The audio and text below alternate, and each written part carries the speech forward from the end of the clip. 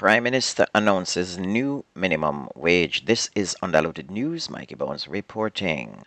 Effective June 1st, the national minimum wage will be increased to 13,000 per 40-hour week in Jamaica. That's about 81 US dollars. Prime Minister Andrew Holness announced the increase during his budget presentation in the House of Representatives yesterday evening. Mr. Holness said the increase is to prevent erosion of the income which is earned by minimum wage workers. The new minimum wage is a 44% increase over the previous figure.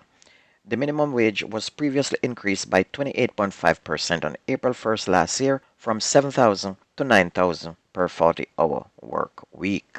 Meanwhile, Grammy-winning Jamaican singer Koffee is reportedly traveling to her final destination in the U.S. after being questioned by U.S. immigration officials about her alleged role in an altercation aboard a Thursday afternoon American Airlines flight. On board the flight from Kingston to Miami, the singer of Toast is said to have gotten into an altercation with a flight attendant. The Grammy winner, whose real name is Michaela Simpson, reportedly tried to use the first-class restroom although seated in the economy class according to reports. An argument ensued when the flight attendant attempted to block her. As a result of the incident, the pilot was forced to circle while staff attempted to ease the rising tension between Koffee and the crew. The flight eventually landed later than scheduled. Koffee was reportedly interviewed by authorities at the airport but was eventually released. Desmond McKenzie, the local government minister, has sought clarification on a discussion he had with Leo Bennett, the suspended firefighter. According to reports on Wednesday, Bennett met with local government minister and the information minister Robert Morgan to discuss issues raised after ascending to the top of the Halfway Tree Transport Center on Tuesday to voice his displeasure at the inadequate working conditions for firefighters. Minister McKenzie, however, has provided a different account of what happened. He said about 9:30 a.m., Mr. Bennett unexpectedly showed up to the Ministry of Local Government and Rural Development office and asked for a meeting. Mr. McKenzie claimed that a ministry team consisting of the permanent secretary, another employee, and himself afterwards sat with Mr. Bennett for about 40 minutes to hear his concern, but no commitments were given in any respect. He also noted that the information minister was not in attendance and had no involvement in the encounter. Normalyn Dawes, who was convicted of murdering her ex-boyfriend O'Shane Coley with a knife during a domestic fight in 2019, has been sentenced to life in prison. Dawes must serve 15 years before becoming eligible for parole. A judge-only trial in the Home Circuit Court last December, she was found guilty of murder by Judge Leighton Pusey. The court heard testimony about Dawes and Coley on an off relationship which was marked by verbal and physical abuse. Coley was one of 3 men who in 2017 evaded arrest while on trial for murder but was given a life sentence in his absence.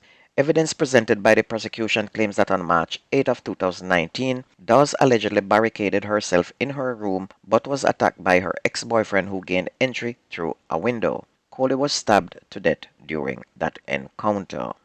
A man has been charged by the Trelawney police of killing 2-year-old Adrian Campbell in his Clarkstown neighborhood on Sunday night. Anthony Finley of Clarkstown, also known as Boy Blue and Bodyman, has been charged with assault, homicide, illegal possession of a prohibited weapon, and using a prohibited weapon to commit an offense. According to reports, Finley and a male cousin had a conflict.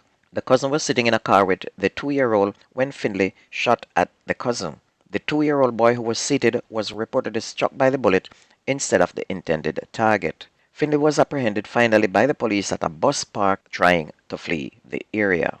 A 22-year-old St. James man is the subject of a court-ordered social inquiry study after being detained for allegedly having over 1,000 pieces of equipment used in lottery scamming.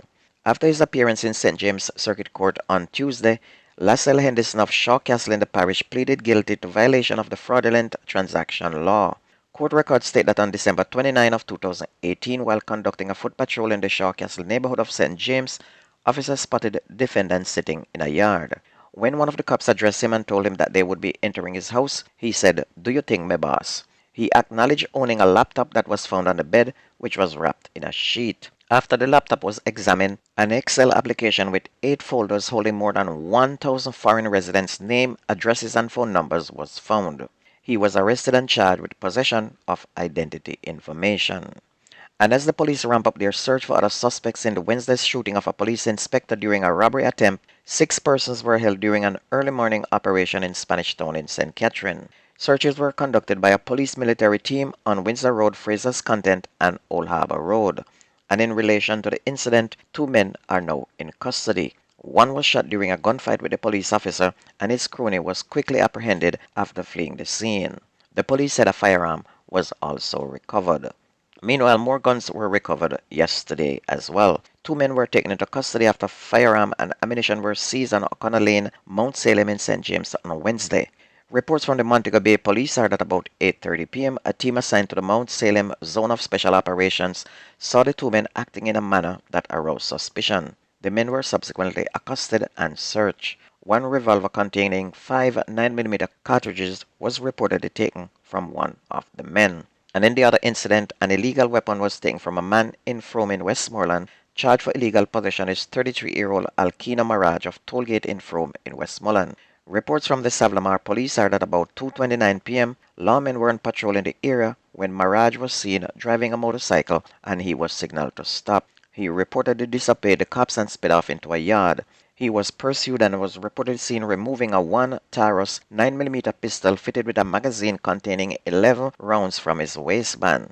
And of course, you know that Westmoreland has been a major headache for police as there are as much guns and killings as there are to compare with St. James, St. Catherine, Kingston, and Clarendon. So far, 18 persons have been murdered this year in the parish.